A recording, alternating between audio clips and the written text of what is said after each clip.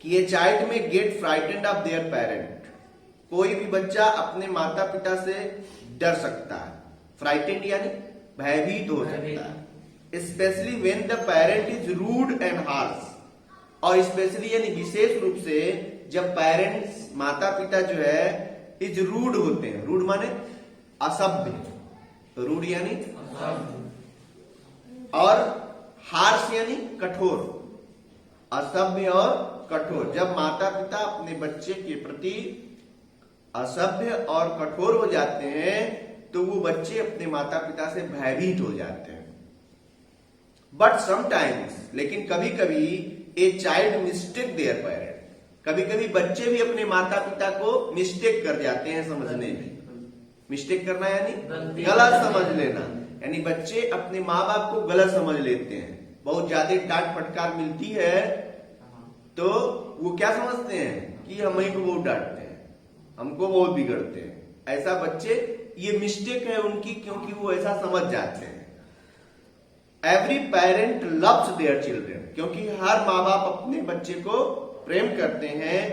This story tells you, यह कहानी आपको बताती है हाउ ए फ्राइटेंड गर्ल, कैसे एक भयभीत बच्ची changes her attitude to her father who seems to be cruel.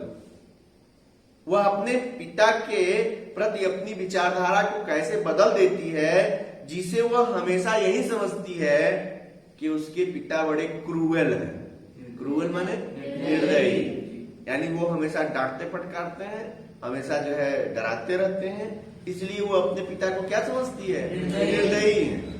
और वो मिस्टेक कर जाती है, लेकिन एक ऐसी घटना उसके जीवन में घटित होती है जब वह यह समझ पाती है कि उसके माता पिता उसे बहुत प्रेम करते हैं। To the little girl he was a figure to be feared and avoided. एक छोटी लड़की जिसके लिए उसे डराने वाले, फियर्ड माने डराने वाले, फिगर माने चेहरे या चित्र, एंड अवॉइडेड और उसे हमेशा उपेक्षा करने वाले व्यक्ति के रूप में उसके पिता थे। उसके पिता जो है उसे क्या करते थे, हमेशा उसके दिमाग में था, उसे करते नहीं थे, उसके मन में अपने पिता की एक तस्वीर थी, और वो ये थी कि उसके पिता क्या है, हमेशा डराते हैं और उसे जो है हमेशा जो है उपेक्षा करते हैं। अवॉइडेड यानी उपेक्षा करते हैं, यानी हमेशा उसकी बातों पर या उसे डांटते फटकारते हैं। हर सुबह काम पर जाने से पूर्व वे उसके कमरे में आते और उसे लापरवाह सा चुम्बन देते। वो जो उसके पिताजी थे वो हमेशा जब सुबह काम के लिए निकलने लगते थे तो उसके कमरे में आते और जल्दी जल्दी में उसका चुंबन लेकर के, दुलार दिखा करके जल्दी जल्दी लापरवाही पूर्ण ढंग से, उसे लगता था जैसे दिया ना, every morning before going to work, प्रत्येक सुबह काम पर जाने से पहले ही केम इनटू हर रूम, वह उनके कमरे में, हर रूम यानी उस बच्ची के कमरे में आते थे, and gave her a casual kiss, और जो है to which she responded with goodbye father, यानी उसे कैजुअल किस यानी एक लापरवाही पूर्ण जो है चुंबन देते थे, और वह जो है उसके जवाब में रिस्पॉन्डेड यानी प्रतिक्रिया करती थी विथ गुड बाय फादर, यानी इन शब्दों के साथ कि पिताजी goodbye, bye bye, goodbye करके वह अपने पिता को जो है विदा करती थी। And oh there was a glad sense of relief when she heard the noise of the carriage growing fainter and fainter down the long road. और क्या उसमें जो है धीरे धीरे, यही ना, there was glad sense of relief, glad माने एक प्रसन्नता का सेंस यानी भाव, और रिलीफ यानी राहत, रिलीफ यानी राहत, यानी प्रसन्नता के भाव के साथ उसे राहत मिलती थी। व्हेन जब she heard the noise of the carriage growing fainter and fainter down the long road, जब वह देखती थी कि उनके गाड़ी की आवाज, कैरिज यानी वो गाड़ी जिससे जाते थे वो, और अपना जो है सामान लेकर के जब वो निकल पड़ते थे घर से, और धीरे धीरे उनके गाड़ी की आवाज धुंधली, फेंटर माने फेंट माने धुंधला होना, फेंटर माने अधिक धुंधला, यानी धीरे धीरे जब आवाज धुंधली होने लगती थी तो उसे लगता था और वो रिलीफ महसूस करती थी, रिलीफ यानी राहत महसूस करती थी, और उसे जो है प्रसन्नता होती थी कि चलो किसी तरह ये गए तो, क्योंकि उसे उनसे डर लगता था। इसलिए जब उसके पिताजी घर से बाहर जाते थे तो वो धीरे धीरे जैसे जैसे गाड़ी की आवाज धीमी होती थी उसे सुनकर उसे राहत और प्रसन्नता होती थी, और वो यह महसूस करती थी कि अब वो जो है एक सामान्य जीवन जी पाएगी। यही ना। फिर कहा इन द इवनिंग, शाम को, व्हेन ही केम होम, जब वो घर आते थे, कौन? उसके पिताजी जब घर आते थे, she stood near the staircase, तो वह उनके जो है स्टेयर माने सीढ़ियों के पास खड़ी रहती थी। And heard his loud voice in the hall, और हॉल में आते ही उनके जोर की आवाज सुनती थी। लाउड यानी जोर की आवाज यानी आवाज सुनती थी। Bring my tea into the drawing room, मेरी चाय मेरे ड्राइंग रूम में लेकर आओ। Hasn't the paper come yet, क्या पेपर अभी नहीं आया है? Mother go and see if my papers out there and bring me my slippers, और अपनी मां को कहते थे कि मां जाओ और देखो कि क्या मेरा समाचार पत्र बाहर पड़ा है, और मेरे जूते भी लेकर आओ। यानी आते ही होती ना खीज होती है, या दिन भर के वर्क से जब घर लौटते तो उससे जो है चिड़चिड़े स्वभाव में हाल में घुसते ही चिल्लाना शुरू करते थे। तो उनकी चिल्लाहट से वो छोटी बच्ची क्या थी? भयभीत रहती थी। इसीलिए उसने कहा कि जब वो शाम को घर आते थे तो मैं उन सीढ़ियों के पास उनका इंतजार करती थी, और आते ही वो चिल्लाना शुरू करते थे कि मेरी चाय लाओ, पेपर कहाँ है, क्या पेपर अभी आया ही नहीं है? एक इस पेपर सुबह ही आ गया, लेकिन कहने का मतलब मेरा पेपर मेरे सामने होना चाहिए। इस तरह की खींच के साथ वो बोलते थे, और यह बच्ची जो है उससे भयभीत हो जाती। Kezia, mother would call to her, और मां जो थी वो चिल्लाती थी उसका नाम लेकर के, Kezia. If you are a good girl, ये तुम एक अच्छी लड़की हो तो यू कैन कम डाउन, तुम नीचे आ सकती हो, and take a father's boots, और अपने पिता के जूते उतार सकती हो। Slowly the girl would slip down the stairs, धीरे धीरे, स्लोली माने धीरे धीरे, the girl would slip down the stairs, सीढ़ियों से नीचे उतर कर वह बच्ची आती थी। Mostly more slowly still across the hall, और जब हॉल में आती थी तो और भी धीरे धीरे चलती थी। And push open the drawing room door, और ड्राइंग रूम के दरवाजे को बहुत धीरे से धकेल कर खोलती थी। But by that time he had his spectacles on and looked at her over them in a way that was terrifying to the little girl, और उस समय तक वो अपना चश्मा पहन लिए होते थे और ऊपर उस लड़की को ऐसे देखते थे, टू वे, इन ए वे, इस तरीके से देखते थे, that was terrifying to the little girl, जो छोटी लड़की को टेरिफाई माने भयभीत कर देती थी, यानी उनके देखने के तरीके से ही वो भयभीत हो जाती थी।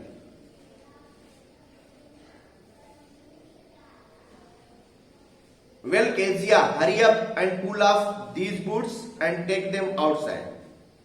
Have you been a good girl today? उसके बाद वो अपने यानी उस छोटी बच्ची से कहते थे कि ठीक, केजिया तुम जल्दी से मेरे जूतों को उतारो और इन्हें बाहर ले जाकर रखो। Have you been a good girl today? क्या तुम एक अच्छी लड़की की तरह आज रही हो? यानी आज दिन भर बच्चे शरारत करते हैं तो पिता के मन में ये है कि दिन भर ये शरारत की होगी, तो उसे ये क्वेश्चन करते थे कि क्या तुम एक अच्छी बच्ची की तरह आज तुमने अपना दिन व्यतीत किया? आई डोंट नो फादर, यानी वो हकलाती थी डर से, जो बात बोलना भी होता था वो स्पष्ट नहीं बोलती थी, और वह कहती थी मुझे नहीं कहने में 2 बार वो हकलाती थी स्पष्ट नहीं बोल पाती थी, किससे? डर के कारण। तो वो कहती थी नहीं नहीं नहीं पिताजी, मुझे पता नहीं है कि मैं अच्छी बन पाई कि नहीं, मुझे नहीं पता। You don't know if you stutter like that mother will have to take you to the doctor. अगर तुम ऐसे ही हकलाती रही, क्या कहा? स्टटर माने हकलाना, यानी तुम ऐसे ही हकलाती रहोगी जैसे लाइक दैट न करके हकला रही हो, तो mother will have to take you to the doctor. तुम्हें माँ को डॉक्टर के पास लेकर जाना पड़ेगा, नहीं तुम्हें डॉक्टर को दिखाना पड़ेगा कि तुम हकलाती हो। सी नेवर स्टटर्ड विथ अदर पीपुल, दूसरे लोगों के साथ वह कभी नहीं हकलाती थी। Had quite given it up, और उसने तो हकलाना पूरी तरह छोड़ दिया था। गिवन अप माने छोड़ देना। छोटे बच्चे थोड़ा हकलाते हैं, धीरे धीरे शब्द निर्माण वो धीरे धीरे कर पाते हैं, लेकिन शुरुआत में वो जो है छोटी लड़की जो थी शुरुआत में हकलाती रही होगी, लेकिन धीरे धीरे वो सब छूट गया था। यानी अब वो स्पष्ट बोल लेती थी और दूसरों के सामने हकलाती नहीं थी, लेकिन अपने माता पिता के सामने या अपने पिता के सामने, स्पेशली अपने पिता के सामने वो है जो है डर के मारे हकलाती थी। बट ओनली विथ फादर, केवल अपने पिता के साथ, because then she was trying so hard to say the words properly, यानी क्योंकि वह शब्दों को जब बोलती थी तो उचित रूप से बोल पाने में वो कठिन महसूस करती थी। प्रॉपरली माने अच्छे तरह से, नहीं प्रॉपरली यानी अच्छे तरह से, उचित तरीके से शब्दों को बोल पाना उसे कठिन लगता था। किसके सामने? अपने पिता के सामने। व्हाट द मैटर, क्या मामला है? व्हाट इज द मैटर, ये व्हाट्स द मैटर का मतलब क्या है? व्हाट इज द मैटर, क्या मामला है? What are you looking so rest about, तुम जो है इतना दुखी किस लिए लग रही हो? Mother, I wish you taught this child not to appear on the brink of suicide. अपनी मां को कहते थे, अपनी मां को यानी उसके पिता अपनी मां को यानी उसकी दादी को, छोटी लड़की की दादी से कहते थे कि मां, आई विश, मेरी इच्छा है या मैं इच्छा करता हूं कि यू टॉट, आप सिखाइए इसको, दिस चाइल्ड, इस बच्ची को, not to appear on the brink of suicide, इस तरह से आत्महत्या करती हुई न दिखाई दे। सुसाइड माने आत्महत्या, यानी ऐसा लगता है जैसे ही आत्महत्या कर रही हो, यानी इसको कोई दंड मिला हो और किस तरह से ये जो है खड़ी रहती है, इसको आप सिखाइए किस तरह से व्यवहार न करें। Here Kezia carry my tea cup back to the table cheerfully, लो केसिया, मेरी चाय का प्याला ध्यान से ले जाकर मेज पर रख दो। केयरफुली माने ध्यान से, ध्यान पूर्वक, और टी कप माने चाय का प्याला वापस ले जाकर मेज पर रख दो। He was so big, his hands and his neck, especially his mouth, when he yawned, thinking about him alone was like thinking about a giant. वे इतने विशाल काय थे। अपने पिता को सोच रही है, उस लड़की के मन में क्या है कि उसके पिता इतने बड़े शरीर वाले, विशाल काय, उनके हाथ और गर्दन, ये ना, his hands and his neck, उनके हाथ और गर्दन इतने बड़े बड़े, स्पेशली हिज माउथ, और उनका मुंह देखो। व्हेन ही यान, जब वो जमाई लेते, यान माने जमाई लेना, जब मुंह फाड़ के जमाई लेते हैं तो उनका इतना बड़ा मुंह। Thinking about him alone was like thinking about a giant, अकेले उनके बारे में सोचना, यानी अपने पिता के बारे में अकेले सोचना उसे लगता था जैसे वह किसी जेंट के बारे में सोच रही है। जेंट यानी दैत्य। अपने पिता को किस तरह समझती थी? जैसे कोई दैत्य हैं, इतने बड़े हैं। ऑन संडे आफ्टरनून्स, रविवार की दोपहर, grandmother sent her down to the drawing room to have a nice talk with father and mother.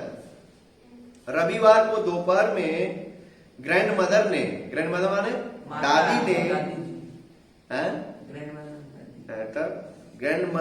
दादी ने सेंट हर यानी उसे भेजा। किसको? छोटी लड़की को। नहीं, छोटी लड़की को दादी ने भेजा। टू द ड्राइंग रूम, उस ड्राइंग रूम में, बैठक कक्ष में। To have a nice talk with father and mother, माता पिता के साथ नाइस टॉक करने के लिए। नाइस माने एक अच्छी बातचीत करने के लिए उसने, दादी ने यानी छोटी बच्ची को भेजा। But the little girl always found mother reading, लेकिन उन छोटी लड़की जो थी वो अपनी माँ को हमेशा पढ़ते हुए पाती थी। उसकी माँ जो है वो हमेशा पढ़ती ही रहती थी कुछ। And father stressed out on the sofa, और उसके पिता हमेशा सोफा पर स्ट्रेस्ड आउट रहते थे। स्ट्रेस्ड आउट माने फैले हुए, स्ट्रेस्ड है STRETCHED, stressed out on the sofa, यानी सोफे पर स्ट्रेस्ड होते थे, फैले हुए रहते थे, सोफा पर सोए रहते थे। कैसे? His feet on one of the best cousins, एक अच्छे कुजन पर उनका पैर ऊपर रहता था। और स्लीपिंग साउंडली, सॉरी यहां छूट गई line, his handkerchief on his face, और जब वो सोए रहते थे सोफा पर तो उनका जो रुमाल होता था वो उनके चेहरे पर आता था, चेहरा ढक लेते थे, मक्खी उक्खी न जाए। और his feet on one of the best cuisine, और सबसे अच्छे कुजन पर जो है, कुजन माने होता है गद्दा या तकिया, सोफा में होता है ना किनारे वाला जो पोर्शन होता है जिस पर हाथों पर रखते हैं गद्देदार, तो उसी को कुजन कहते हैं, गद्दी। तो उस कुजन पर उनका पैर रहता था। और स्लीपिंग साउंडली एंड स्नोरिंग, और बड़े आराम से, साउंडली माने आराम से, पूरी गहरी नींद में, साउंडली माने गहरी नींद में सो रहे होते थे। और स्नोरिंग माने होता है खर्राटे भरना, स्नोर, नाक बजती है, सोते समय नाक बजती है तो उसी को कहते हैं स्नोरिंग, खर्राटे वाली, जब नाक बजती है सोने में। हाँ, खर्राटे डाल बजा के सोते हैं सब। ही सेट ऑन ए स्टूल, वह एक स्टूल पर जो है बैठ जाती थी। ग्रेवली वाच्ड हिम, और बड़ी गंभीरता पूर्वक उनको देखती थी। Until he woke and stretched, जब तक वो जग नहीं जाते थे। एंड स्ट्रेस्ड यानी अपने पैरों को फैलाते थे। And asked the time, then looked at her, फिर वे समय पूछते थे और उसकी ओर देखते थे। Don't stare so Kezia, you look like a little brown owl. और उठ करके जब उन्हें देखते थे तो लड़की उनको घूर कर देख रही होती थी, क्योंकि डरी सहमी सी रहती थी, तो उसका देखने का तरीका भी बड़ा विचित्र होता था। तो जब वो उठते थे तो कहते थे डोंट स्टेयर सो, स्टेयर माने घूर कर देखना, स्टेयर यानी घूर कर देखना, देखने की भी स्थिति है ना, घूर कर, यानी जब उनको हमेशा घूर कर देखती रहती थी, जैसे हाँ, घूर कर देखना, घूरना मतलब घूर कर देखना, ठीक है। तो डोंट स्टेयर सो केजिया, तो वो कहते थे कि केजिया मुझे ऐसे घूर कर मत देखो, you look like a little brown owl, और तुम जब ऐसे देखती हो तो तुम एक जो है भूरे रंग की उल्लू की तरह दिखती हो। भाई जब घूर कर देखती है तो आंख निकली दिखती है, तो वो कहते हैं कि तुम जब ऐसे देखती हो तो तुम भूरे रंग के उल्लू की तरह दिखती हो। वन डे, एक दिन, when she was kept indoors with a cold, जब वह उसे जुकाम के कारण घर पर रहना पड़ा, her grandmother told her that father's birthday was next week, तो उसकी दादी ने उसे बताया कि उसके पिता का बर्थडे अगले सप्ताह है। एंड सजेस्टेड, और उन्होंने सलाह दिया, she should make him a pin cushion for a gift out of a beautiful piece of yellow silk. तो उसकी दादी ने उसे सलाह दिया कि वह पीले रंग के पिन कुजन, कुजन माने वही तकिया, गद्देदार तकिया जो है, सुंदर रंग का पिन कुजन जो है, और वो भी फॉर ए गिफ्ट, उनको उपहार के लिए, और वो beautiful piece of yellow silk, पीले रंग के सिल्क, सुंदर सिल्क के कपड़े से बना हुआ वो एक तकिया जो है, कुजन, अपने पिता को उपहार में दे। ऐसा उन्होंने उसे सुझाव और सलाह दी।